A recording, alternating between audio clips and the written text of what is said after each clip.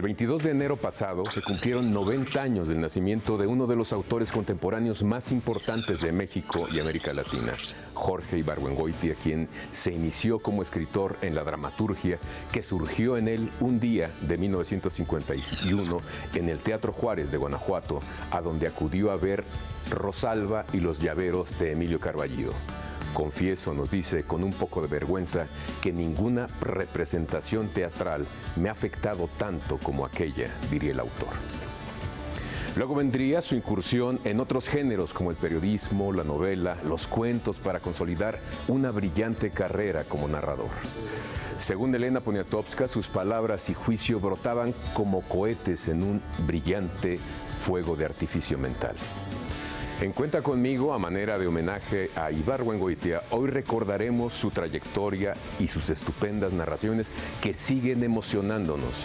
Conversaremos en el estudio con Giselle Escalante, académica de la Universidad de Anáhuac del Norte, sobre el quehacer teatral de nuestro autor. Y también en entrevista, Tatiana Nogueira, académica, especialista en literatura mexicana, nos permitirá hablar del Ibargüengoitia novelista y periodista. Para Juan García Ponce, las críticas teatrales de Jorge Ibargüengoitia eran verdaderas obras maestras. Redujo el teatro mexicano a su auténtica dimensión, la estupidez. Su primera obra fue una comedia titulada Susana y los jóvenes, que escribió a los 25 años.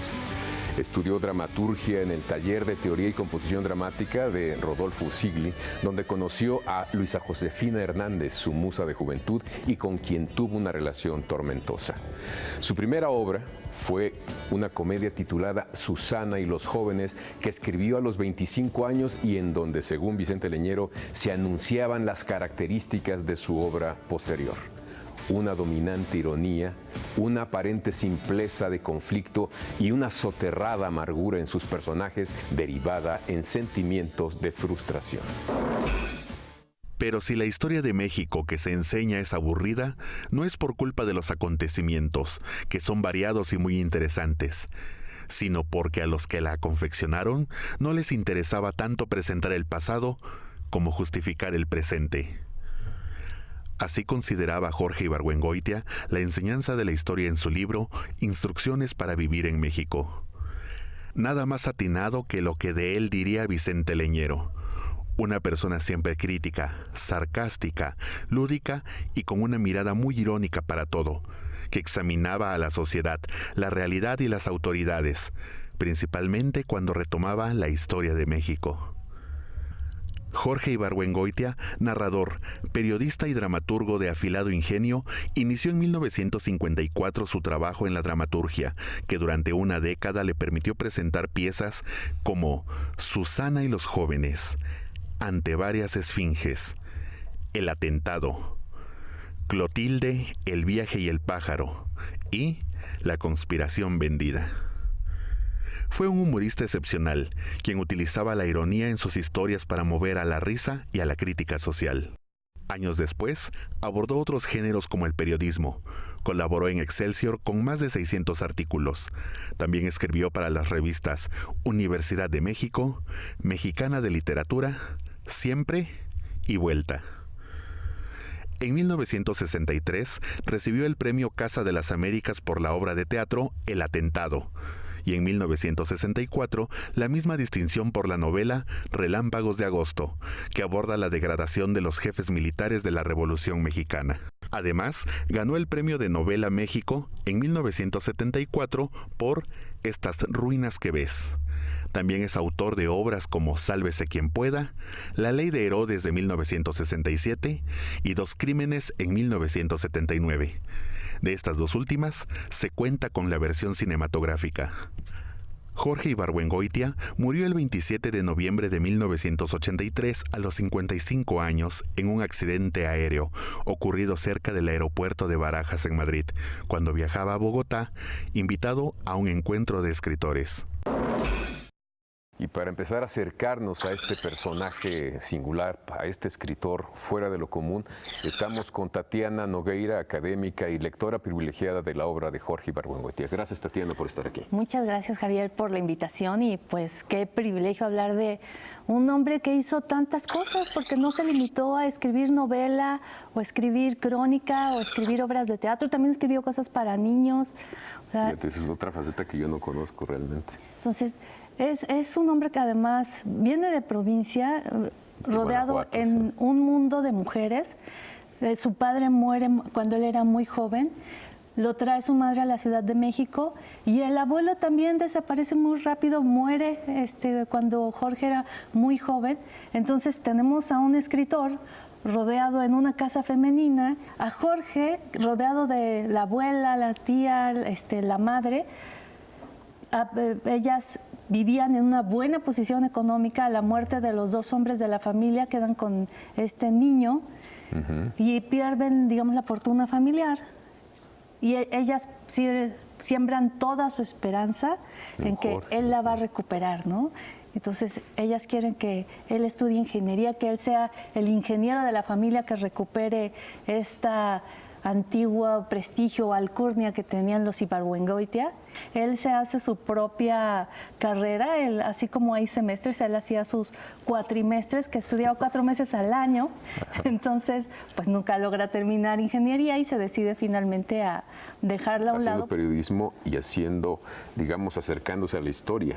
Empieza a recabar datos, a ser una especie de minero de la información para ofrecernos historias extraordinarias en materia de novela, por ejemplo. Exactamente. Entonces, algunas de sus novelas, y que incluso llegaron al cine, por ejemplo, 2 crímenes, me acuerdo mucho de esta, por ejemplo, porque primero la leí en la novela y después la vi en el cine y fue cuando empecé a pensar, se está haciendo buen cine mexicano, pero en ese entonces no era que tuviéramos como las grandes producciones o las grandes historias de cine mexicano que hoy hay. Él está hablando de la gente bien o de la gente clase media, de la como clase él mismo. media, claro, que están buscando engañar al otro y a través de los distintos engaños, porque en todas sus novelas lo ves, los distintos personajes están tratando de ser otro, de engañar al otro y tratar de ser otras personas ante incluso ellos mismos. Precisamente los Relámpagos de agosto es una novela que nace porque él primero se puso a reunir toda esta información. Después de la Revolución, muchos de los generales de la Revolución pues se pusieron a escribir sus biografías. ¿Y para qué servían las biografías de estos generales? Sino para echarle tierra al otro general que les había hecho esto. Y justificar su presencia en la historia, ¿no? Exactamente. Entonces, él retoma todo esto, iba a estas librerías en el centro. Entonces, llegaba él, buscaba estas biografías y a partir de empezar a enlazar los hechos y los sucesos, pues nace esta primera novela, Los Relámpagos, que es la historia, ¿verdad?, de un hombre que es muy cercano a alguien que designan como el presidente de México. Y se viene a México, en el tren le suceden varias cosas, entre unas de las cosas, para no contarles la historia así porque es muy divertida, está en un vagón platicando con un personaje que después va a volver a aparecer en la novela, tiene una pistola preciosa de nácar. Sale un momento del vagón, cuando regresa la pistola no está y su amigo ahí está sentado, ¿no? Y pues por no decirle, oye, mi pistola, pues se queda con... Él sabe que el otro se la llevó, pero no le dice nada, por guardar las formas, exactamente. Pero es un acercamiento constante, digamos, a partir del humor a cuestiones de la historia, ¿no?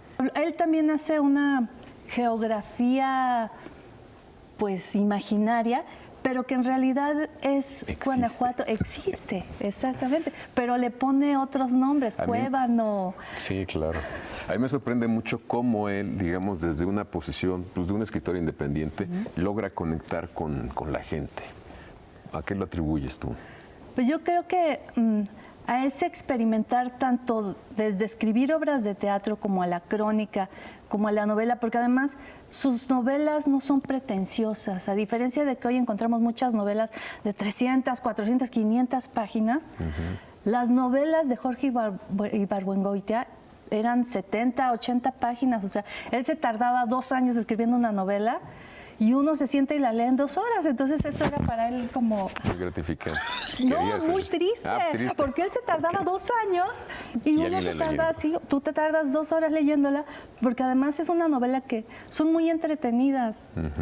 Entonces, y como son pequeñitas, pues las lees en una sentada, las lees prácticamente. Eso no quiere decir que no tuviera un trabajo serio editorial. Yo he leído algunos testimonios en donde dicen que Jorge tenía una corrección constante de sus textos. Sí, tuvo muchos encuentros con lectores. Entonces, en esos lectores, por ejemplo, en esos encuentros los lectores le cuestionaban, oiga, a mí me hubiera gustado que terminara, oiga, pues si a usted le hubiera gustado, De otra manera. sí, escríbalo usted, ¿no? Entonces estaba abierto a la crítica, pero también entendía que cada visión es distinta, ¿no?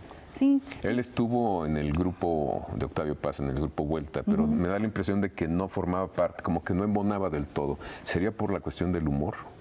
pues para ellos no era un escritor formal, no era un escritor, digamos, de esos que están esperando que les hagan los grandes homenajes, sino ellos lo veían como un escritor de divertimento. Y él se divertía escribiendo sus novelas. O sea, hay algo muy curioso en las novelas de Jorge Ibargüengoitia, que es un guiño al lector que muy pocos escritores lo tienen. ¿Y será porque también era periodista? Seguramente sí, porque tenía como esa... Bueno, gente de teatro que también siempre está pensando en el público, ¿no? Esa capacidad exactamente de sentir al otro y la reacción del otro. Cuando él escribe un texto, el lector está leyendo un texto, pero entiende lo contrario, que es precisamente lo que Jorge estaba diciendo. Lograr hacer eso es muy difícil, porque estás provocando al lector que el lector reaccione o el lector se cuestione y entienda lo que el escritor no dijo. Las entrelíneas famosas. Tatiana, el tiempo es terrible en materia de televisión, pero ¿por qué no nos recomiendas algunos libros para acercarnos, o la gente que no se ha acercado a Ibargüengoitia, pues empezar a meternos con él? Bueno, uno que creo que es un básico, porque mucho de lo que él está contando sí sucedió. Está esta historia de las Poquianchis, y él lo retrata en esta novela que se llama Las Muertas. Así es. Entonces, este género donde él va como entre la crónica y la narración literaria, Así es. va fluyendo y te va contando esta historia que además sí sucedió. Así es. Y entonces por eso creo que Jorge Ibargüengoitia hoy más que nunca lo tenemos que leer, porque lo lees y es muy actual, es muy vigente. Tanto en Dos Crímenes, o sea, sí vemos esa sociedad mexicana que está deseando el bien de lo que tiene el otro, estos asesinatos de mujeres que siguen existiendo, estos complots entre los políticos que siguen existiendo, y él lo retrata también, que todas Y con esas son mucho tan humor. vigentes y con mucho humor, como los mexicanos vemos la vida. Muchísimas gracias, Tatiana. Gracias. Y seguimos aquí en Cuenta Conmigo. En 1974, Jorge Ibargüengoitia publicó Sálvese quien pueda, que incluye artículos escritos para el Excelsior, de los cuales presentamos el siguiente fragmento. Las mujeres. Las mujeres como individuos son muy necesarias y pueden parecernos admirables, fascinantes, incomprensibles, insoportables, etc.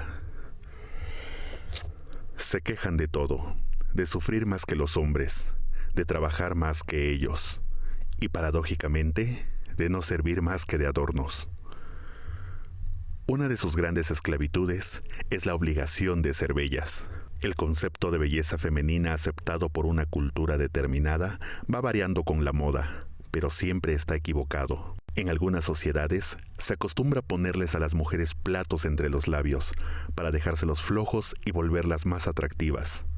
En otras, meterles los pies en hormas para que se les hagan cuadrados. Plancharles el pelo para que parezcan lacias.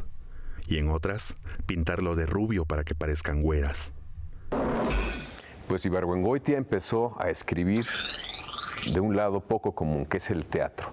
Y para hablarnos precisamente de la incursión de este gran escritor en materia de teatro, está con nosotros Giselle Escalante, que ella es académica de la Universidad de Anáhuac. Gracias, Giselle. Gracias a ti, Javier. Es para mí un honor estar contigo, te lo decía antes de iniciar esta entrevista, pero también para hablar de uno de los autores y sobre todo esta parte de dramaturgia que a lo mejor se ha dejado a un lado y se ha ido el foco hacia la carrera de Jorge Ibargüengoitia, hacia la crónica periodística, hacia la novela. Así es. Y me parece pertinente mencionar esto porque justo él inicia su carrera en esta parte de la pluma con la dramaturgia.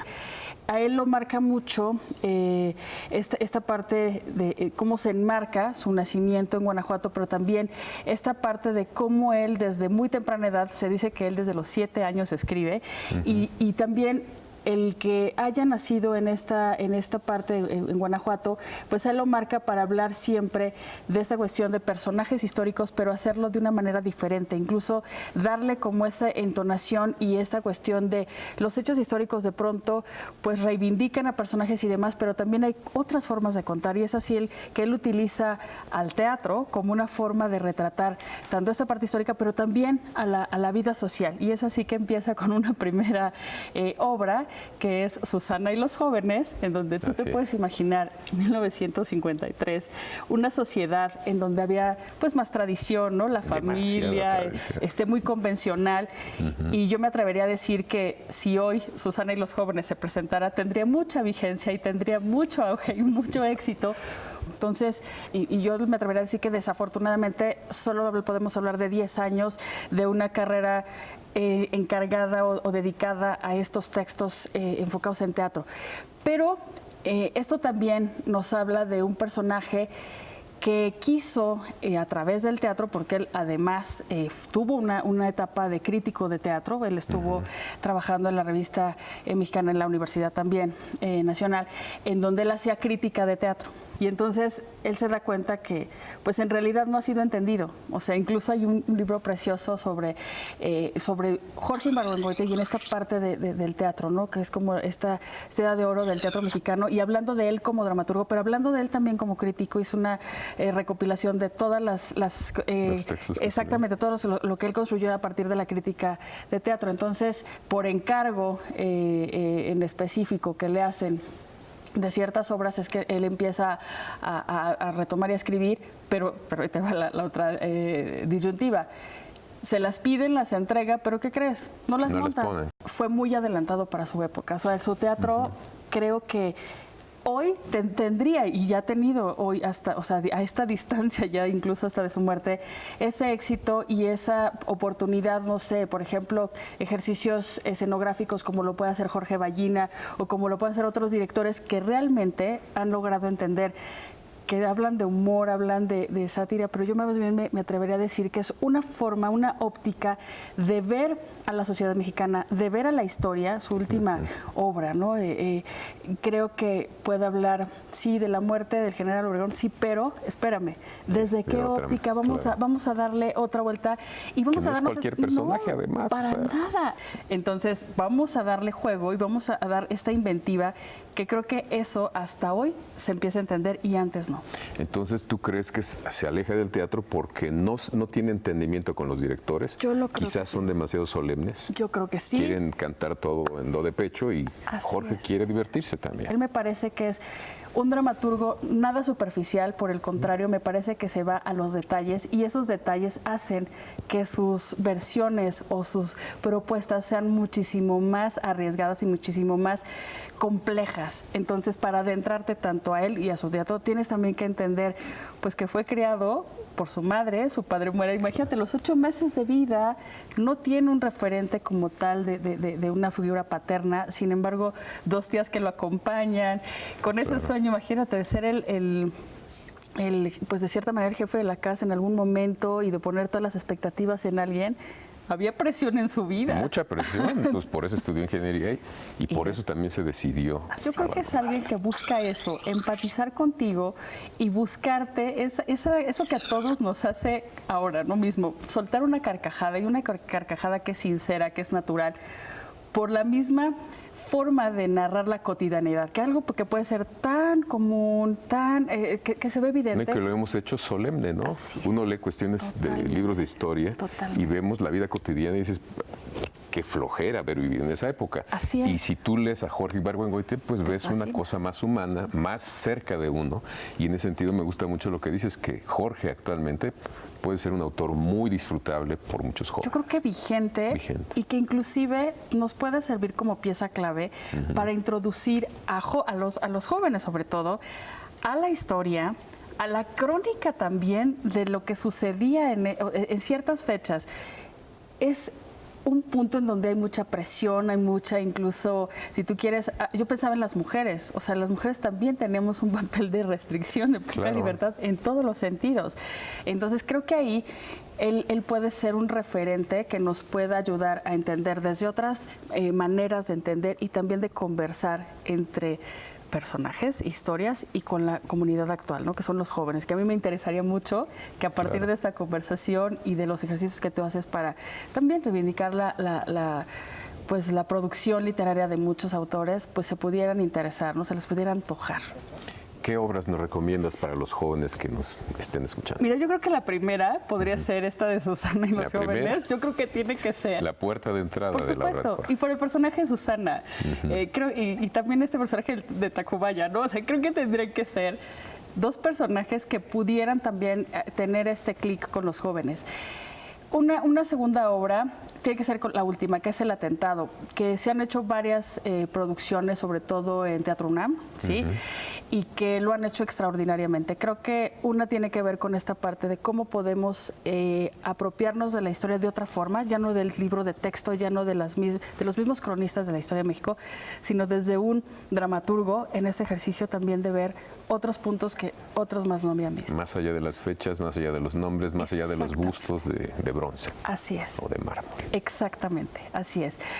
¿Qué más? Bueno, eso es de la parte de obras de teatro. Un texto que a mí periodístico que de verdad lo disfruto, la jocosidad en su mayor expresión, es lo de Instrucciones para vivir en la Ciudad de México, que me parece un texto maravilloso. Creo que tiene mucha razón y hoy más que nunca, insisto, está vivo el discurso de este hombre. Me hubiera encantado de verdad conocerlo, ¿no sabes? Pues a mí también, ¿qué te digo? Pues muchísimas gracias, Giselle Escalante, por estar aquí. Gracias a ti, Javier, un placer siempre hablar contigo. Gracias y seguimos en Cuenta Conmigo. Y ahora Cuéntame es un ejercicio de lectura para dar voz e imagen a quienes nos siguen en Cuenta Conmigo. Hoy, a manera de homenaje al gran Jorge Ibargüengoitia, le ofrecemos este fragmento.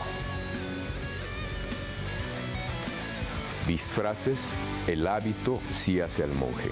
Hace mucho tiempo me vestía de Boy Scout para ir de excursión y de niño decente para ir a la escuela. Cuando me vestía de Boy Scout, la gente se me quedaba mirando como a un animal raro. Algunos me hacían bromas y otros me insultaban.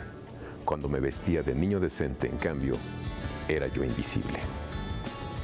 Este fenómeno encierra una gran enseñanza, demuestra que el antiguo refrán, el hábito no hace al monje, no es más que una invención piadosa, porque el hábito, siento decirlo, es lo único que hace al monje.